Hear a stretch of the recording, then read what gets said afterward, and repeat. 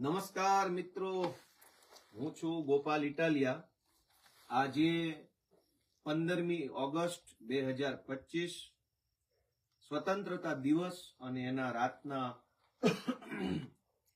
9:30 વાગ્યા છે અને આપણે બધા લાઈવ બેઠા છે. હું બીજા મોબાઈલમાં જોઈ રહ્યો છું કે શું કોમેન્ટ આવે છે તો મને ખબર પડે બધું બરાબર આવે છે ને. આજે દોસ્તો સ્વતંત્રતા દિવસ આમ તો આપણે વર્ષોથી મનાવીએ છીએ, પણ માણસ ખરેખર કેટલો આઝાદ થયો છે અને ખરેખર આઝાદ ક્યારે થશે એ બે બહુ મોટા પ્રશ્નો છે. કે ખરેખર આઝાદ થયો છે કે નથી થયો, કેમ કે એક અથવા બીજા પ્રકારની ગુલામી હંમેશા રહે જ છે. અંગ્રેજો વયા જાય છે તો પાછા નેતા આવી જાય છે, નેતા ન હોય તો અધિકારી આવી જાય છે, અધિકારી ન હોય તો ગુંડાઓ હોય છે, ગુંડા ન હોય તો અલગ અલગ પ્રકારના બંધનોથી લોકોને બાંધવામાં આવે છે. એટલે પહેલો મહત્વનો સવાલ એ છે કે શું ખરેખર આઝાદી આવી છે કે હજુ કંઈક ગુલામી બાકી છે. અને બીજી મહત્વની બાબત એ છે કે માણસ ખરેખર આઝાદ ક્યારે થયો ગણાશે.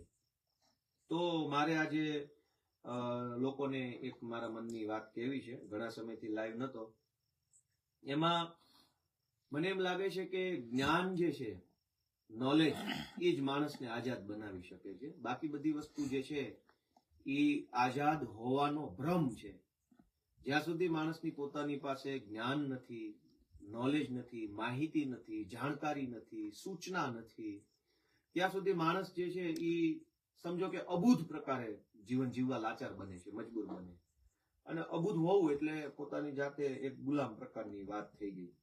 એટલે આજે મારે તમને કેટલીક પાછી માહિતી આપવી છે. મેં 2 દિવસ પહેલા ગ્રામ સભાની માહિતી આપી હતી અને આજે ગુજરાતભરમાં અનેક ગામડામાં ગ્રામ સભા થઈ. ક્યાંક સારી થઈ, ક્યાંક ખરાબ થઈ, ક્યાંક થવા જેવું થયું, ક્યાંક ન થવા જેવું થયું. પણ હવે આપણે પાછું આગળનો એક વિષય સમજવો છે. આ તમને મારી વાત વ્યાજબી લાગે તો તમે બધા સુધી પહોંચાડજો. આપણે ત્યાં આજે ગામ સભા હતી એટલે અનેક ગામના યુવાનો જે છે એને ગામ સભામાં ગયા અને નાના મોટા પ્રશ્ન રજૂ કર્યા. અને લોકો એમ માને છે કે ગ્રામ પંચાયતમાં જ બધું કામ થઈ ગયું હશે, અથવા ધારાસભ્યથી થઈ ગયું હશે, અથવા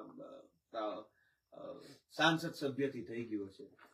તો મિત્રો, સરકારી કામ કરવાની વ્યવસ્થા કેવી રીતે ગુજરાતમાં બનેલી છે એની મારે તમને માહિતી આપવી છે.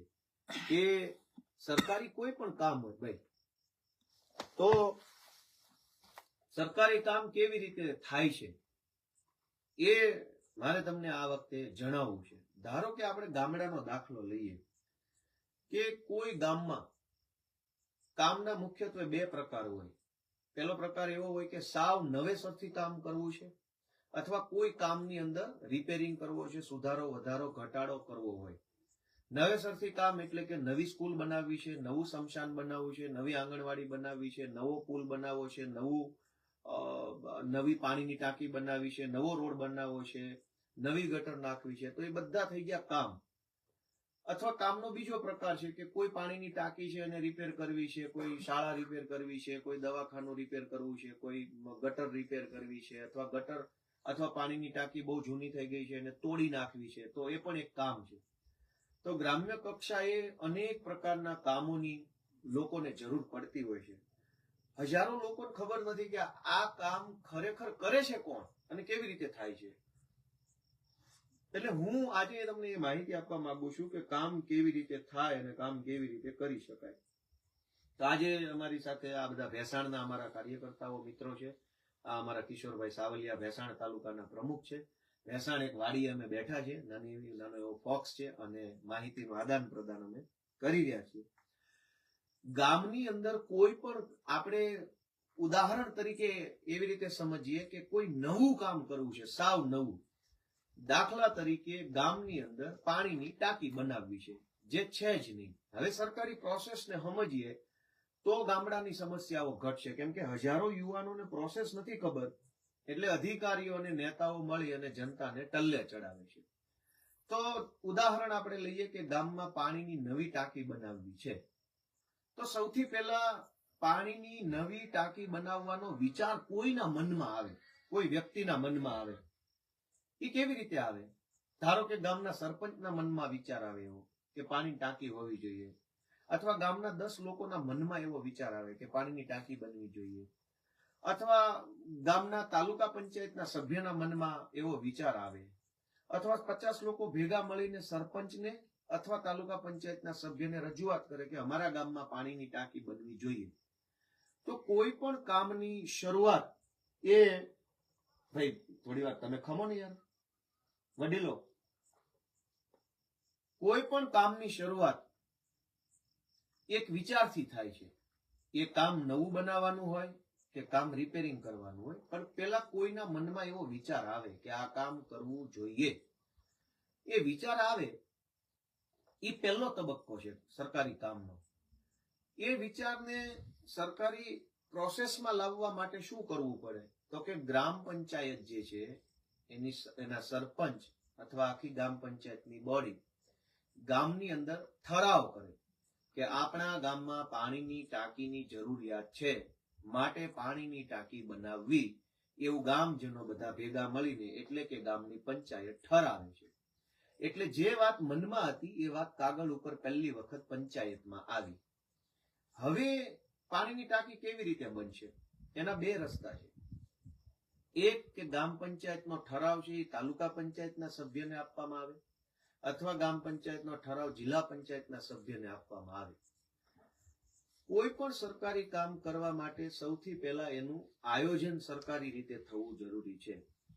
આયોજન હંમેશા બે જ કક્ષાએ આયોજન થાય છે, ત્રીજી કોઈ એની કક્ષા છે જ નહીં ગુજરાતમાં, જ્યાં સુધી મારી માહિતી છે. એક તાલુકા કક્ષાનું આયોજન અને એક જિલ્લા કક્ષાનું આયોજન. તાલુકા કક્ષાના આયોજનની અંદર તાલુકા પંચાયતના તમામ સભ્યો અને પ્રાંત અધિકારી એના અધ્યક્ષ હોય એવી એક આયોજન કમિટીની મીટિંગ મળે. તાલુકા આયોજન કમિટીના અંદર આખા તાલુકાના કોઈ પણ ગામનું કોઈ પણ કામ છે એ એની અંદર સૂચનમાં મૂકી શકાય. એટલે સમજો કે તાલુકા પંચાયતના તમામ સભ્યો મીટિંગમાં બેઠા છે, પ્રાંત અધિકારી એના અધ્યક્ષ તરીકે બેઠા છે. તાલુકા પંચાયતના દરેક સભ્યો પોતપોતાના મત વિસ્તારના 10, 20, 25, 50, 100 કામોની યાદી એ મીટિંગમાં મૂકે. આ મીટિંગ વર્ષમાં એક વખત થતી હોય છે. સામાન્ય રીતે ડિસેમ્બરમાં અથવા જાન્યુઆરીમાં આ આયોજનની મીટિંગ થતી હોય છે. આયોજનની સ્પેશિયલ મીટિંગ હોય છે. જિલ્લા કક્ષાના આયોજનની પણ સ્પેશિયલ મીટિંગ થાય અને તાલુકા કક્ષાના આયોજનની પણ સ્પેશિયલ મીટિંગ થાય. અંદાજે સમજવા માટે આપણે એમ સમજી શકીએ કે એક તાલુકા કક્ષાના આયોજનની અંદર દર વર્ષે લગભગ 10 કરોડ રૂપિયાની સરકારી ગ્રાન્ટની જોગવાઈ થઈ જતી હોય છે. એમાં કયા કયા પ્રકારની ગ્રાન્ટો હોય? એટીવીટીની ગ્રાન્ટ હોય. એટીવીટીની ગ્રાન્ટ એટલે કે પ્રાંત અધિકારીને 25 લાખ રૂપિયાની ગ્રાન્ટ મળે છે દરેક પ્રાંત અધિકારીને. ઈ પ્રાંત અધિકારી પોતાના અંડરમાં આવતા તાલુકામાં ગમે તે સરકારી કામમાં પોતાની ગ્રાન્ટ વાપરી શકે. ત્યાર પછી દરેક તાલુકાને 1 કરોડ રૂપિયાની અલગથી ગ્રાન્ટ એટીવીટીની મળતી હોય છે. એટીવીટી એટલે આપણો તાલુકો વાઇબ્રન્ટ તાલુકો. એટલે એમ સમજો કે 1.5 કરોડ રૂપિયાની અલગ ગ્રાન્ટ એક તાલુકા માટે હોય છે. ત્યાર પછી સ્ટેમ્પ ડ્યુટીની ગ્રાન્ટ દરેક તાલુકાને મળે છે. કોઈ પણ તાલુકાની અંદર જેટલા પણ દસ્તાવેજોની નોંધણી થાય એની અંદર જેટલા રૂપિયાનો સ્ટેમ્પ વપરાયો હોય એ સ્ટેમ્પમાંથી સરકારને જે આવક થાય એ આવકના કેટલાક ટકા રૂપિયા એના તાલુકાને પાછા મળે. એટલે આ કરોડો રૂપિયાના જે સ્ટેમ્પ સરકારમાંથી ખરીદી થાય છે સ્ટેમ્પની, એ સ્ટેમ્પ ક્યારે ખરીદવામાં આવે? દસ્તાવેજ થાય ત્યારે, ખરીદ વેચાણ થાય ત્યારે. તો એ સ્ટેમ્પ જે જનતા ખરીદે છે એ સ્ટેમ્પ જે તાલુકામાંથી ખરીદી થયો છે અથવા જે તાલુકામાં રજીસ્ટ્રેશન થયું નોંધણી, એ તાલુકાને સ્ટેમ્પના કેટલાક રૂપિયા ગ્રાન્ટ સ્વરૂપે પાછા મળે. ત્યાર પછી રેતી કંકરની ગ્રાન્ટ આવે છે. જે તાલુકામાં માઇનિંગ થતું હોય, રેતીની અને કાંકરાની કોલસાની લીઝ હોય, રેતી અને કાંકરાની એ લીઝ જે સરકારે આપી હોય એમાંથી જેટલું ખનન થાય રેતીનું, એમાંથી સરકારને જે આવક થાય રોયલ્ટીની, એ રોયલ્ટીના અમુક ટકા રૂપિયા ઈના ઈ તાલુકાને પાછા આપવામાં આવે. એટલે રેતી કંકર ગ્રાન્ટ કહેવાય. સ્ટેમ્પ ડ્યુટીની ગ્રાન્ટ હોય, તમારા તાલુકામાં જેટલા દસ્તાવેજ થયા એના સ્ટેમ્પમાંથી અમુક રૂપિયા તાલુકામાં પાછા આવી જાય. ડીએમએફ ની ગ્રાન્ટ હોય, ડિસ્ટ્રિક્ટ મિનરલ ફંડ. જે જિલ્લાની અંદર માઇનિંગ થતું હોય, કોલસાનું, ખનીજનું, બોક્સાઇટનું, બેલાનું, એવું બધું મોટા પાયે માઇનિંગ થતું હોય, જે જમીનના તળિયેથી કઈ કાઢવામાં આવતું હોય, એને જે લીઝ સરકારે આપી હોય એ લીઝમાંથી સરકારને જે પૈસા મળે એમાંથી અમુક ટકા રૂપિયા એ જિલ્લાને અને તાલુકાને સરકારમાંથી પાછા આવે. ત્યાર પછી નાણાં પંચની ગ્રાન્ટ હોય છે. 2011ની વસ્તી ગણતરી પ્રમાણે કોઈ ગામમાં કે કોઈ તાલુકામાં જેટલા લોકોની જનસંખ્યા છે એની માથાદીઠ ગ્રાન્ટ ફરજિયાત ગામડામાં અને તાલુકામાં આવતી હોય છે. ત્યાર પછી વિવેકાધીન ગ્રાન્ટ હોય છે 15% સ્વભંડોળની. જનતા જે નાના મોટા વેરા ભરે છે, સરકારને પૈસા આપે છે, નાની મોટી પાવતીઓ ભરે છે, એમાંથી જે કરોડો રૂપિયા સરકાર કમાય એ પૈસા ઇનાઈ તાલુકામાં પાછા આવે. એટલે આપણે એમ સમજીએ કે કોઈ એક તાલુકામાં કોઈ એક વર્ષમાં લગભગ અંદાજે આંકડો ફરક હોઈ શકે છે, પણ અંદાજે 8 થી 10 કરોડ રૂપિયાની ગ્રાન્ટ દરેક વર્ષે સીધી સરકારમાંથી આવે છે. એમાં ધારાસભ્ય બાદ, સાંસદ સભ્ય બાદ એની કોઈ ગણતરી કરતા નથી. તેમ છતાંય એક તાલુકામાં દર વર્ષે 10 કરોડ રૂપિયાની ગ્રાન્ટ આવે છે. આ 10 કરોડ રૂપિયામાં રોડ બાદ મોટા મોટા જે રોડ હોય છે એની ગણતરી નથી કરવામાં, કેમ કે એ રોડ સરકાર પોતે બનાવે છે.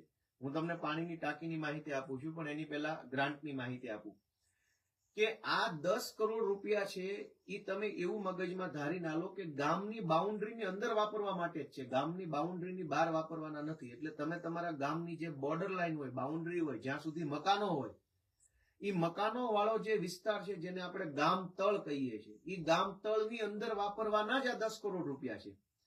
એટલે દર વર્ષે 10 કરોડ રૂપિયા અંદાજિત આંકડો છે એ આખા તાલુકાને મળે.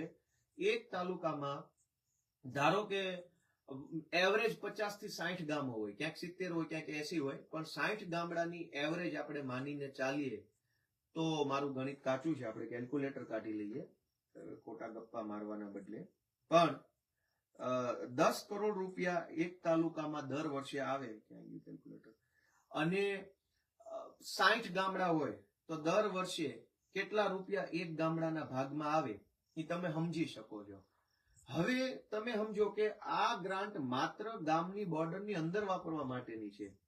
એટલે ગામની બોર્ડરની બહાર શું હોય તો કે મોટા મોટા રોડ હોય, એક ગામથી બીજા ગામ જવાનો રોડ છે એ બોર્ડરની બહાર હોય, એનાથી મોટા રોડ હોય એ બોર્ડરની બહાર હોય, પુલિયા હોય નદી નાળા ઉપર એ બોર્ડરની બહાર હોય, તો એના પૈસા અલગથી સરકારમાંથી આવે છે.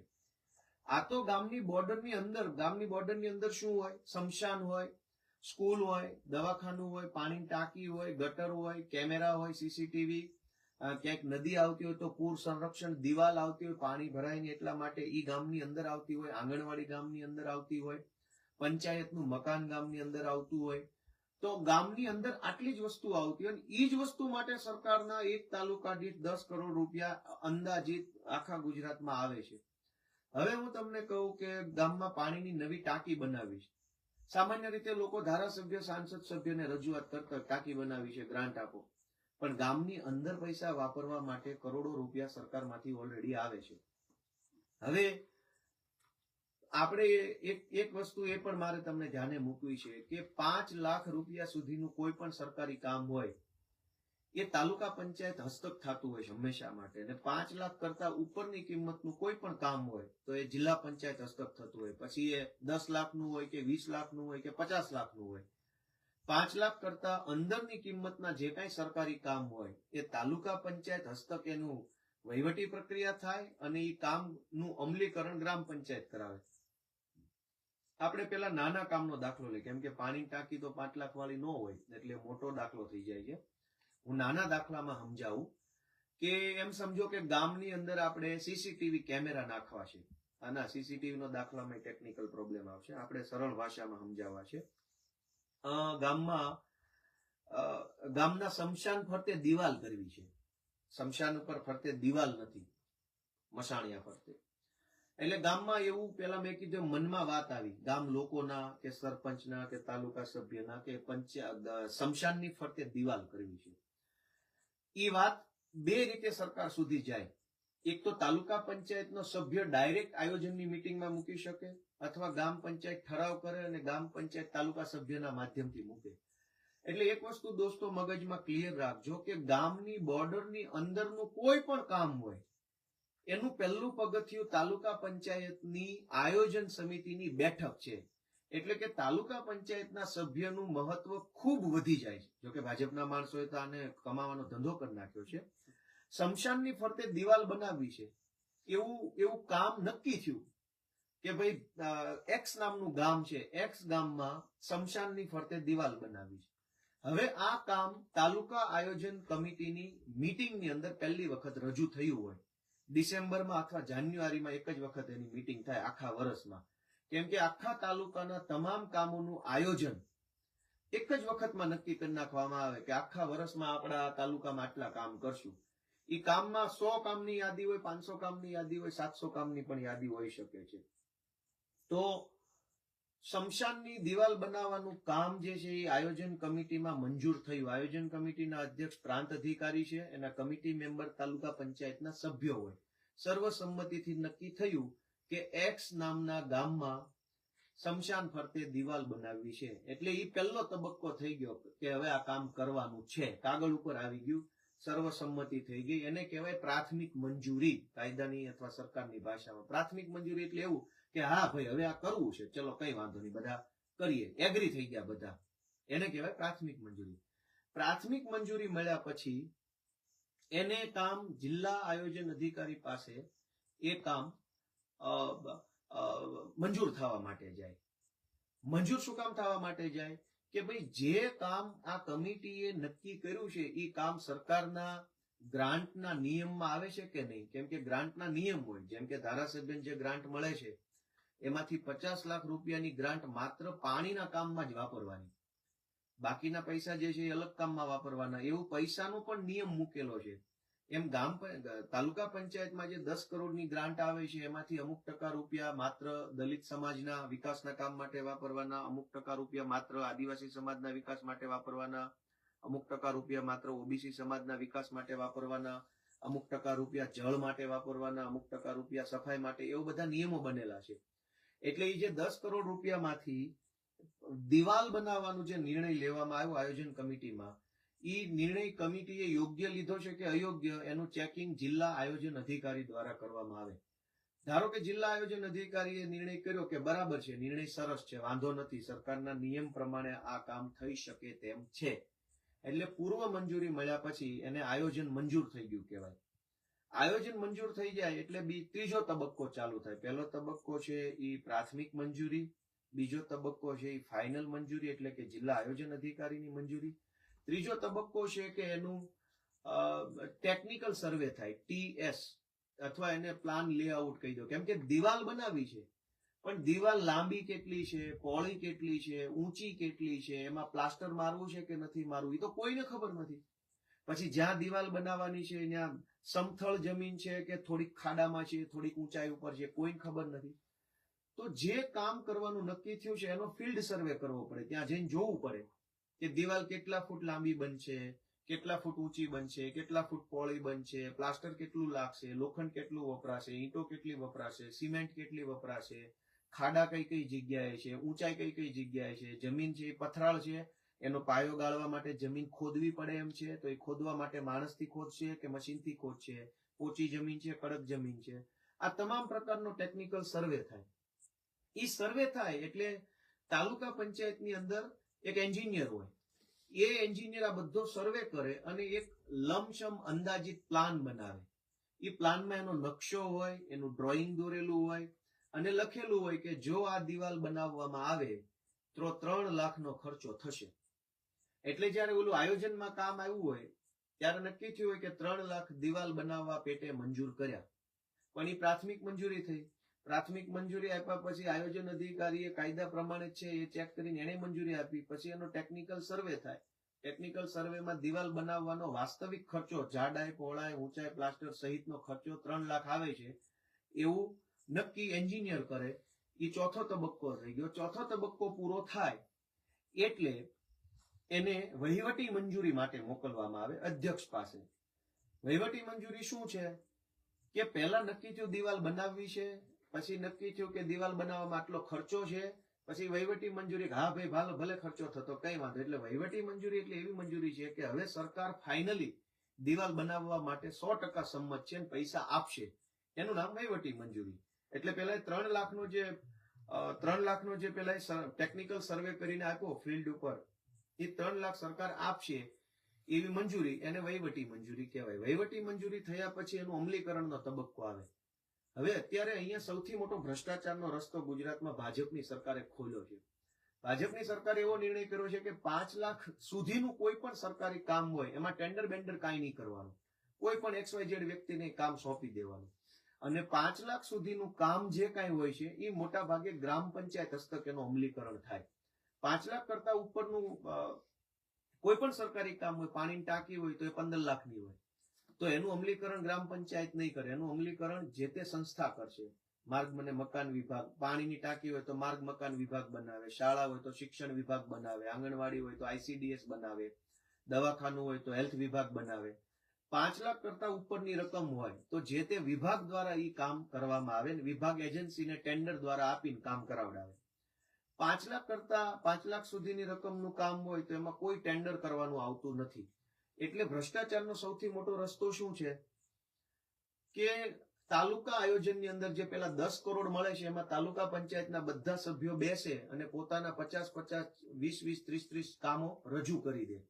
એક તાલુકા પંચાયતની અંદર 10 ગામડા આવતા હોય તો 10 ગામના 2-2 કામ રજૂ કરે કે X ગામમાં રોડ, Y ગામમાં ગટર, Z ગામમાં કેમેરા, ફલાણા ગામમાં આ, ફલાણા ગામમાં આ. એક તાલુકા પંચાયતનો સભ્ય 20 કામ રજૂ કરે. એવા 20 તાલુકા પંચાયતના સભ્યો બેઠા હોય, બધા 20-20 કામ રજૂ કરે એટલે કુલ મળીને અંદાજે સમજો કે 200 કામ રજૂ થયા. એ 200 કામ છે એ 5 લાખ કરતા નીચેના મૂકવામાં આવ્યા હોય. શું કામ કે 5 લાખ કરતા નીચેના મૂકે તો એમાં ટેન્ડર કરવાનું આવતું નથી. અને 5 લાખ કરતા નીચેનું સરકારી કામ હોય એ ગુજરાત આખામાં ગ્રામ પંચાયત દ્વારા જ કરવામાં આવે. હવે પેલી દિવાલ બનાવવાની જે મેં તમને વાત કરી કે દિવાલ બનાવવાની વહીવટી મંજૂરી આવી ગઈ, સરકારે હા પાડી દીધી. એટલે હવે એ કામ ચાલુ કરવાની જવાબદારી પંચાયતને સોંપવામાં આવે. શું કામ? કેમ કે 5 લાખ કરતા નીચેનું. ગ્રામ પંચાયત શું કરે? ગ્રામ પંચાયતમાં જે માણસ બેઠો હોય પોતાના સગાવાલા, મામા, માસી, કાકા, ફઈ, ફુવાના કોઈ પણ છોકરાને ઉભા કોન્ટ્રાક્ટ આપી દે કે રમેશ અમારે દિવાલ બનાવી આપશે. રમેશ શું કરે કે એને 4 લાખની દિવાલ બનાવવાનું કામ મળ્યું હોય એમાંથી 1 લાખની દિવાલ બનાવે, 4 લાખના બિલ મૂકી દે, પંચાયતે બિલ મંજૂર કરી નાખે, રમેશ 3 લાખ કમાય અને બાકી બધા થોડું થોડું કમાય અને આ 5 લાખનું કામ પૂરું કરી નાખે. હવે આ 5 લાખના કામમાં ભ્રષ્ટાચાર થવાનું સૌથી મોટું કારણ એ છે કે આખા ગુજરાતમાં સૌથી વધુ કામો ગામડાની બોર્ડરની અંદર થતા હોય છે. ગામડાની બોર્ડરની બહાર તો સરકાર પોતે કરે છે, સરકારનો વિભાગ કરે છે. 5 લાખથી ઊંચું કામ હોય એમાં ટેન્ડરો થાય છે અને ટેન્ડર દ્વારા કરવામાં આવે છે. 5 લાખથી નીચેના કામમાં કોઈ ટેન્ડર નથી અને 5 લાખથી નીચેના તમામ કામ ગામડાની બોર્ડરની અંદરના હોય છે. એટલે ભ્રષ્ટાચાર કેવી રીતે થાય કે 5 લાખથી અંદરનું કામ કરવાનું જે છે એ રમેશને આપી શકાય, મગનને આપી શકાય, છગન કોઈ પણને આપી શકાય. એમાં કંપની બનાવવાની જરૂર નથી, કોઈ ટેન્ડર કરવાની જરૂર નથી. એટલે શું થાય કે માનો કે રમેશે ભ્રષ્ટાચાર કર્યો તો રમેશની તો કોઈ કંપની જ નથી. તો કંપની નથી તો કંપનીને સજાઈ નથી થવાની, કંપની બ્લેકલિસ્ટ નથી થવાની, કંપની ટેન્ડર ભરવામાંથી એને દૂર નથી રાખવામાં આવવાની. 5 લાખ કરતા ઉપરના કામોમાં એવું થાય છે કે જો કંપની બહુ મોટા ફોલ્ટમાં આવી જાય, કેમ કે 5 લાખ કરતા ઉપરનું કામ માત્ર કંપની દ્વારા કરી શકાય, એમાં ટેન્ડર ભરવું પડે છે. હવે ટેન્ડરો ભરીને ઘણું બધું કરીને તમને કામ મળ્યું હોય તમે કઈક ફોલ્ટમાં આવો તો તમારી કંપનીને બ્લેકલિસ્ટ કરી નાખે, તમારી કંપનીને સરકાર સસ્પેન્ડ કરી નાખે, તમારી કંપની પાસેથી ફી વસૂલી લે, તમારી કંપનીની ડિપોઝિટ જમા લઈ લે. પણ 5 લાખ કરતા નીચેના કામમાં ટેન્ડરો નથી થતા એટલે કોઈ કંપની ન હોય, એટલે કોઈ બ્લેકલિસ્ટ ન થાય, કોઈને સજા ન થાય, કોઈની ઉપર દંડ ન થાય, કોઈની વિરુદ્ધમાં કાર્યવાહી ન થાય. કેમ કે રમેશે કામ કર્યું, રમેશને બ્લેકલિસ્ટ કરે તો રમેશના સગા ભાઈને કામ મળી જાય, એને બ્લેકલિસ્ટ. અને બ્લેકલિસ્ટ તો થવાનો જ નથી કેમ કે એને ટેન્ડર ભરીને કામ નથી લીધું, એને ઉધડું કામ લીધું. એટલે બહુ કરોડો અબજો રૂપિયાનો ભ્રષ્ટાચાર ગામની બોર્ડરની અંદરના કામોની અંદર એટલા માટે થાય છે કે એક તો સરકારે 5 લાખના કામોમાં કોઈ ટેન્ડરની પ્રોવિઝન નથી કર્યું. હકીકતમાં ટેન્ડર હોવું જોઈએ, ટેન્ડર ભરવા માટે કંપની હોવી જોઈએ. કંપની હશે તો કંપનીને કંપની બ્લેકલિસ્ટ થઈ જવાનો ડર લાગે. આ પહેલી વાત. હવે જે દિવાલ બનાવવાનું કામ મેં તમને કીધું એમાં તમે એવી કલ્પના કરો કે શાળાનો એક ઓરડો બનાવવાનો છે જેનો ખર્ચો છે 2 લાખ રૂપિયા. તો વળી સેમ પ્રોસેસ છે. તાલુકાનું આયોજનની બેઠક મળશે જાન્યુઆરી અથવા ડિસેમ્બરમાં. એમાં તાલુકા પંચાયતનો સભ્ય રજૂ કરે કે અમારા ગામમાં શાળાનો ઓરડો બનાવવો છે. એ થઈ ગયો પ્રાથમિક વિચાર કાગળ ઉપર લાવવાની પ્રક્રિયા. આયોજન કમિટીમાં મંજૂર થઈ ગયું કે હા ભાઈ ઓરડો બનાવવો છે, એટલે એ થઈ ગયું પ્રાથમિક મંજૂરી, કે સૈદ્ધાંતિક રીતે બધા સંમત થયા અને સૈદ્ધાંતિક મંજૂરી કહી શકો. ત્યાર પછી આયોજન મંડળ જે છે એ એને મંજૂરી આપે. ત્યાર પછી એનો ટેકનિકલ સર્વે થાય. દરેક સરકારી કામ એ રિપેરિંગનું, ધારો કે આપણે રિપેરિંગનો દાખલો લઈએ. રિપેરિંગમાં એવું છે કે શાળામાં પાણી પડે છે, જર્જરિત હાલત છે, રિપેર કરવી છે, રંગરોગાન કરવું છે, કલર પ્લાસ્ટર કરવું છે, તો આ જ પ્રક્રિયા છે. તાલુકા આયોજનની બેઠક મળશે. 5 લાખ સુધીનું કામ હશે તો તાલુકા આયોજનમાં, 5 લાખ કરતા વધુ હશે તો જિલ્લા આયોજનમાં. જિલ્લા આયોજનના અધ્યક્ષ કલેક્ટર હોય છે અને એના સભ્ય બધા જિલ્લા પંચાયતના સભ્યો હોય છે. તાલુકા આયોજન સમિતિના અધ્યક્ષ પ્રાંત હોય છે અને એના સભ્ય બધા તાલુકા સભ્યો હોય. એટલે તમે એમ સમજો કે ગ્રામીણ ક્ષેત્રના 99% કામો તાલુકા પંચાયત અથવા જિલ્લા પંચાયત હસ્તકના જ કામો હોય છે.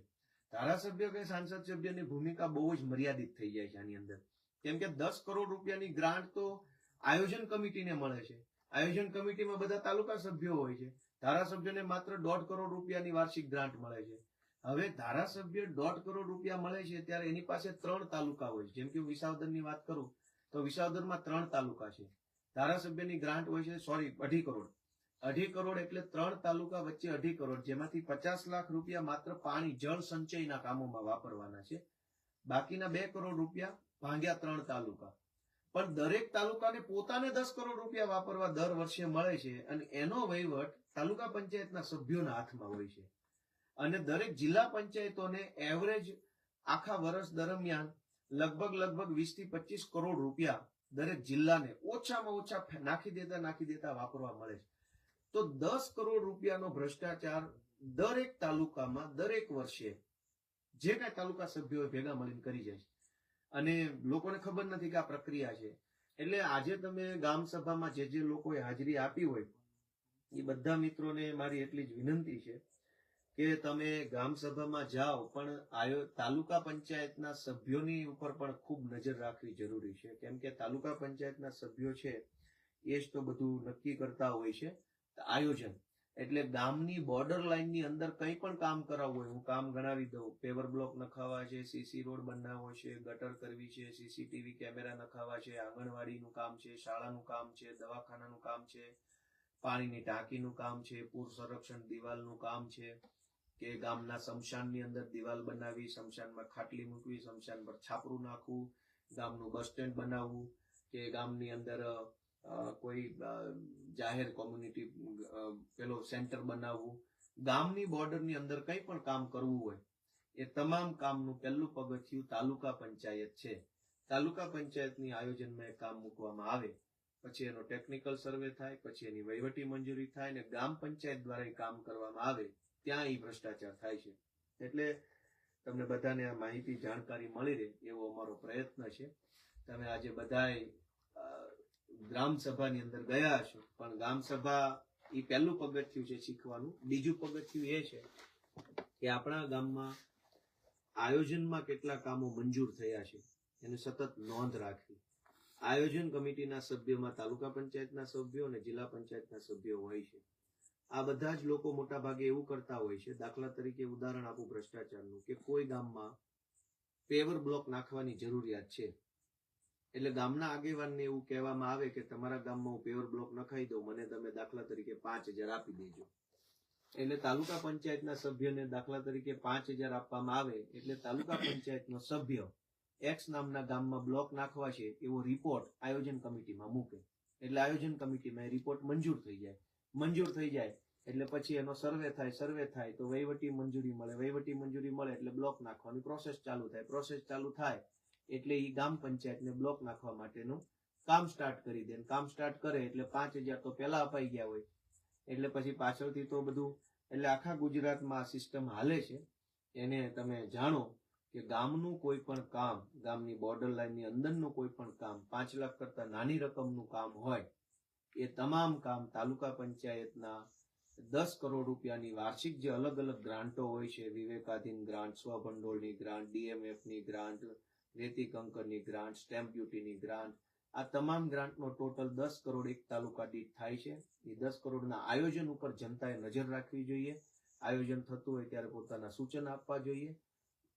એકનું એક કામ 2 વખત આયોજનમાં લેવાઈ જાય મોટા ભાગે ભ્રષ્ટાચારનો એક બીજો રસ્તો છે કે આ ભાઈના ઘરથી આ ભાઈના ઘર સુધીનો રોડ મંજૂર થાય 2021 આયોજનમાં, પછી 2022 આ ભાઈના ઘરથી આ ભાઈના ઘરનો રોડ મંજૂર થઈ જાય, પછી 2024 આ ભાઈના ઘરથી આ ભાઈના ઘરનો મંજૂર થઈ જાય.